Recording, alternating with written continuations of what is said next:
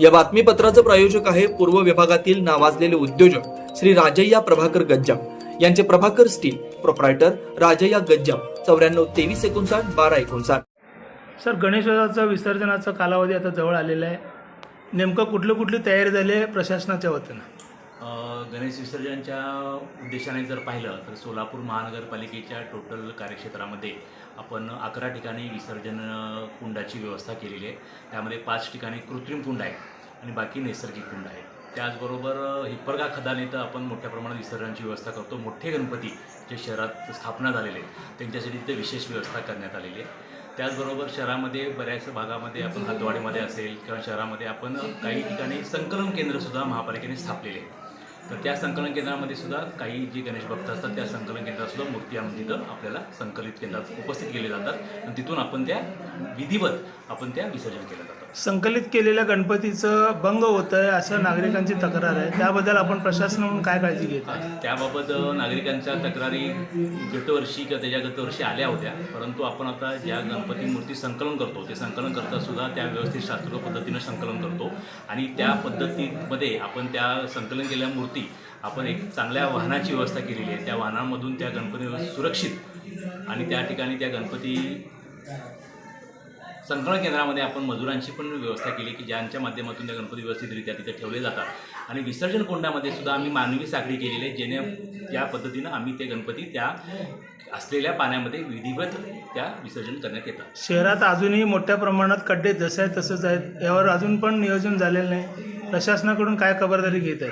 यामध्ये असं गेलं की पावसाला उघडीप मिळत नव्हती. आज आणि काल थोडासा पावसाची उघडीप आहे, पण आपण यावेळी महापालिकेनं या रस्त्याच्या दुरुस्तीसाठी पावसामध्ये जरी खड्डे असतील तर त्या खड्ड्यासाठी वेगळ्या पद्धतीच्या टेक्नॉलॉजीचं रेडीमिक्स प्रीमिक्स आपण उपलब्ध केलेलं आहे की ते प्रीमिक्स आपण सर्व शहरामध्ये सर्व विभागाला वितरित करण्यात आलेलं आहे आणि त्या माध्यमातून खड्डे दुरुस्तीचं काम प्रगतीपथावर आहे.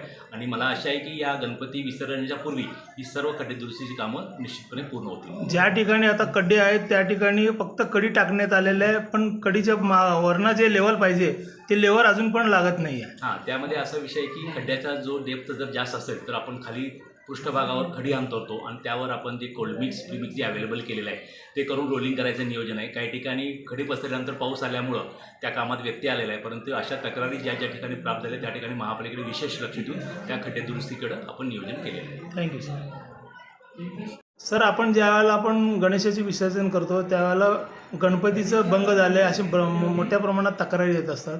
त्यावर प्रशासनाने आता यावेळेला काय विशेष काळजी घेतली आहे का? त्यामध्ये असं नियोजन केलेलं आहे की ज्या ठिकाणी विसर्जन कुंड आहेत की ज्या विसर्जन कुंडाला आपल्याला गणपती विसर्जन करायला आपण मानवी साखळी म्हणजे साधारण 25 ते 30 लोकांची मानवी साखळी केलेली आहे. त्यामुळे गणपती मानवी साखळीच्या पद्धतीनं विसर्जन कुंडापर्यंत नेण्याची व्यवस्था यावेळी करण्यात आलेली आहे.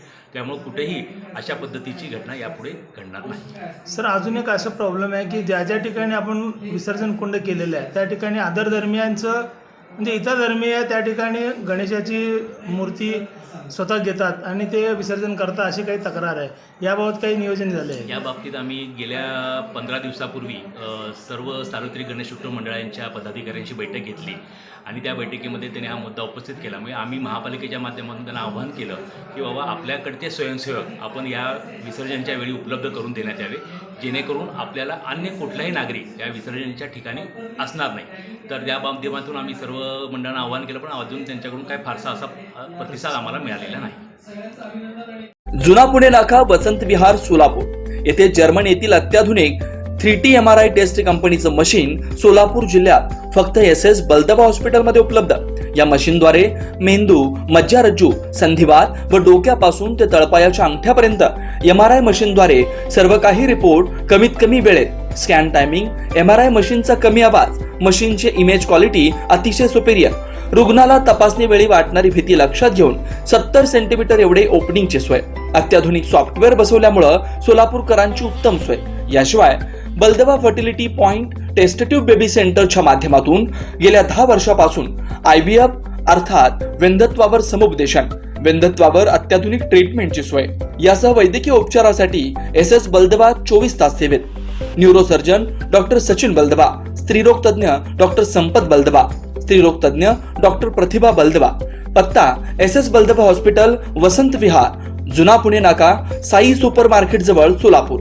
मोबाईल क्रमांक 89 75 54 31 67. 8669 73 21 82 90 67 77 00 15